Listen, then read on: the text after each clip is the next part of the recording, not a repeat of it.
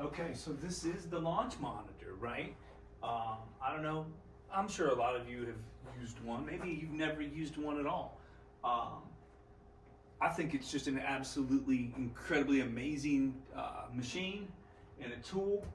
And basically, how it works is, these are all the different things that the little radar. There's two radars in there, I believe, and they're gonna watch the ball and they're gonna pick up the ball. And then they're going to tell you what the ball did, right? Because the ball don't lie, right? The ball don't lie, okay?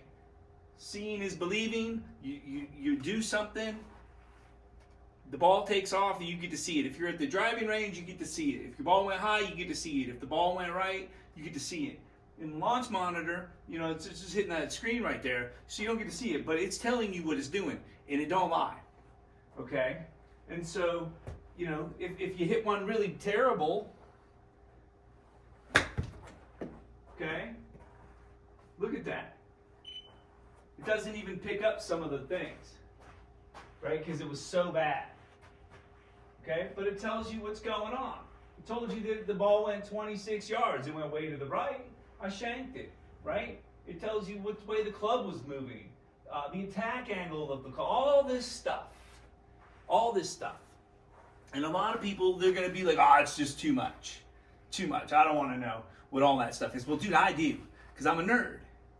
And once I finally got my hands on a launch monitor where I could use it all the time, I started to study which each of these things meant, right? And then I would hit, and I would play. And I was pretty good. Like I've said this before, I was pretty good. And, my numbers would be this or that. And I would start to compare them to like other people's numbers, like the pros. Like you can go online and you can be like, what's Rory's trackman numbers with the 7-iron? And all this stuff's gonna pop up, right?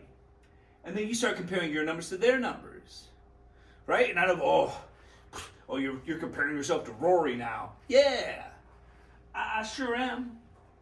Why wouldn't I, right? He hits the ball good. I wanna hit the ball good. He's just a dude. I'm a dude. If he can do it, I can do it. Right? Like there's no reason why Rory can hit a ball and I can't hit a ball. So you start to look at these things and you start to play with them and you're like, okay, well in my swing, I'm not hitting some of these same numbers, right?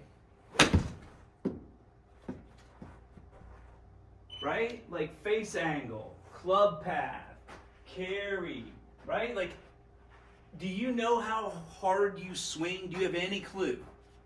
Do you have any clue? Like, a lot of people think they know how fast they swing, like their driver. I swing my driver 120. Cool story. You might, I can.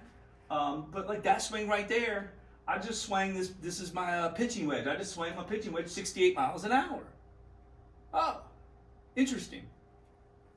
Well, what happens when I swing at 68 miles an hour and I hit it pretty good? Well, it carries 72 yards. Well, that's nice.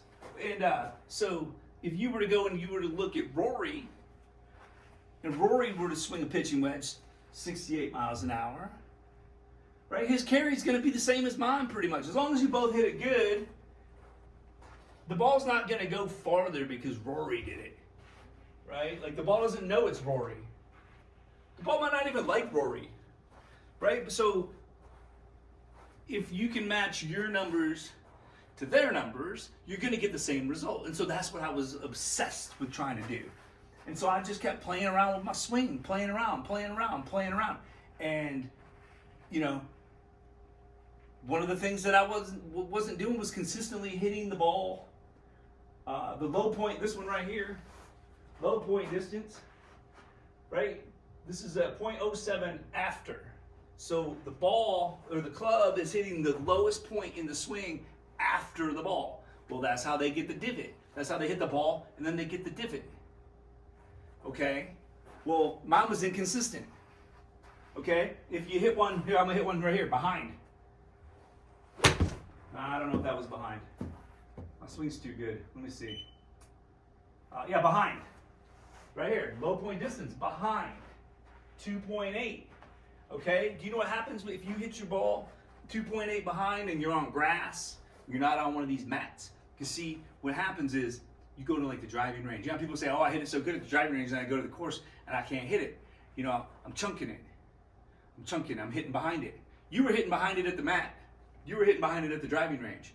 But the driving range, it's forgiving, right? You can't dig into the driving range. There's a video, I've seen it on line, where the guy chunks up this whole back mat. It's funny. I'm not going to do it. But anyway, if you were to hit behind it, outdoors, grass, you know, especially if it's like wet, soft ground, you're going to dig up a big chunk. You know, when you hit the grass flips up over the top of the ball, that's because you hit way behind it.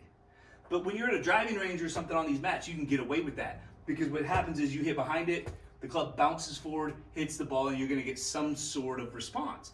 But you can't get away with that here. And the trackman is telling me that that's wrong. And so I'm like, okay, well, my swing, what am I doing where that number isn't like out in front of the ball? Because that number should actually be way out in front of the ball.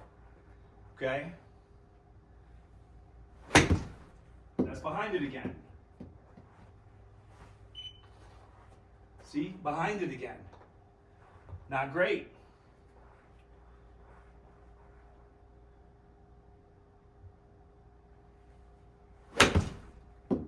That's going to be like pretty much right at the ball. Yeah, see, it's getting closer and closer. Right? And so in the process of me trying to figure out how to hit these same numbers that they hit, I ended up with a super easy, repeatable swing that it just works.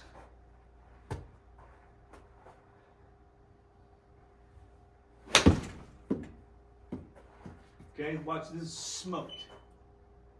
Okay, low point is dead at the ball.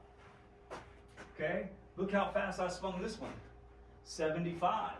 Look at what the carry was this time, 95. Right? Well, why did that happen? Well, because I didn't hit the ground first. Okay, I hit it pure. Okay, and so there's a number over here called smash factor. This number here, it tells you how pure you're hitting it.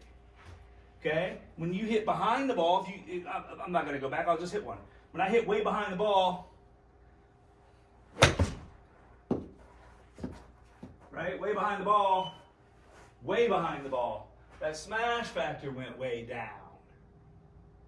Okay? You want that smash factor to be up one something. With irons, all the way up to your driver, like a good driver smash factor is 2.5. And so you can't hit a 2.5 with a wedge. But watch, I'm going to hit this one better.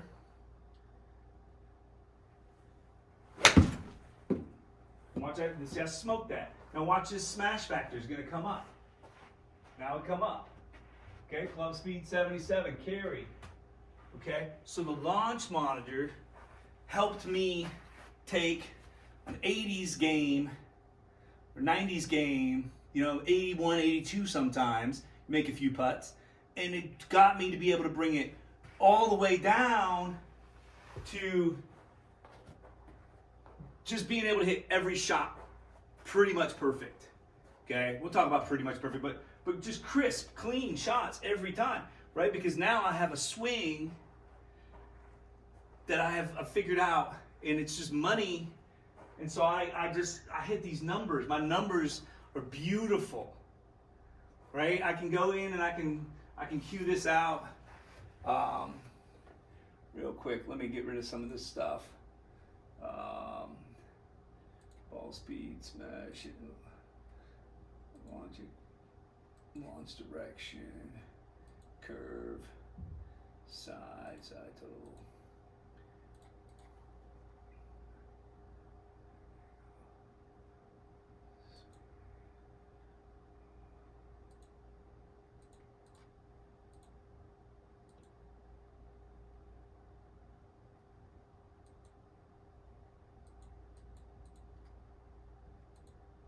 Right, so now I can cue it up. Sorry about that. Now I can cue it up, right? And so I took some of the numbers off. I don't need some of those numbers, because here's the thing you have to understand. If one of these big numbers is off, like off, there's no way you can have like a great shot or a great swing if these numbers are like way off. Okay? Like, you'll never be a great player hitting an inch behind the ball. Ever. It's impossible. Right? If your swing plane, or I'm sorry, your swing path is too far left or too far right, then you're screwed. Like, you'll never be able to hit good shots. Okay? So now we can see it over here. That was the last one. Okay, so we can just play around with this for a minute. That was behind it. Chunky. It's going to come out low. Right? Behind it. See, I hit behind it. Smash factor. Way down. Right? That's not good. That's not what we want. We want it to be nice. Okay? I'm going to show you so many different times. I'll show you, I'll hit 100 balls and I'll let you look at all the numbers. And you're going to see how repeatable I can be and how amazing it can be. Right? This is perfect. Look at that. Perfect. Look how high that is. Straight down the middle. Right? Smash factor's back up at 1. Carried at 91 yards. This is my 56. And these are the first, like the balls that you just now see me hit. These are the very first balls that I've hit today. This is my warm-up, if you want to call it that. But this is it. Like, I just come right out and I immediately just start hitting balls.